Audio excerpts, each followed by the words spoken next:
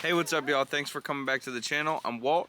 We're Fortune Farms. This channel is dedicated to documenting our process of becoming more self-sustainable, holistic healing, and overall just breaking out of the matrix. Today, we're talking about broccoli. This was our first year growing broccoli, and we want to just share everything that we learned in our first year. We've had some great harvests, and we've learned some do's and don'ts and things that we're going to try different next year, so stay tuned. Behind us we have all of this beautiful broccoli that we've grown. The first thing that stands out for me is the fact that we had no idea that these plants got so big.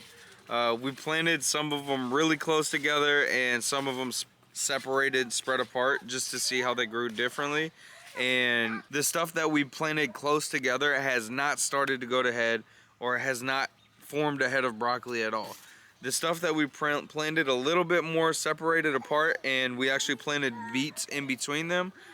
We've already been getting some really good harvests out of those. With that being said, here are some things to ensure a great broccoli harvest. The first thing is that I would give each plant between 18 to 24 inches of space in between for them to be able to grow adequately. Because when you grow these, they're gonna form heads of broccoli at the top, and you're gonna chop those off and it's gonna sprout side shoots that you're gonna be able to harvest later throughout the season. So if you don't give them enough room, they're not gonna be able to give you more than one harvest. Tip number 2, these plants do not like the heat very much. So you wanna make sure they're planted really early in the spring. So you wanna make sure they're established and mature by the time that heat comes in, because if they're not, they're gonna struggle getting enough nutrients and handling the stress of a hot summer day. We actually planted ours well before the end of our last frost date, and they did really well in the cold, and as you can tell, they've thrived. You can also plant them at the end of your summer cycle to get ready for your fall harvest. Tip number 3,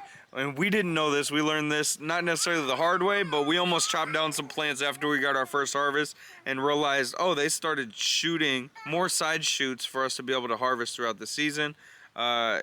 So tip number 3 is do not cut your plants down after your first harvest, because they will continue to grow and you'll be able to get multiple harvests out of them. All right, tip number 4, this entire plant is edible from the stalk to the leaves to obviously the broccoli florets. So the leafy greens aren't necessarily my favorite just to eat, but what you can do is dehydrate them and ground them down into broccoli powder so that you can have your broccoli nutrients throughout the winter. It's a super resourceful way to use every single part of the plant so nothing's going to waste. Tip number 5, if it starts to get really hot in your zone, well, you'll notice these guys will go to seed, but you don't have to worry. If they start bolting and going to seed, all you got to do is top the broccoli and you'll notice the side shoots come out and you can continue to harvest throughout.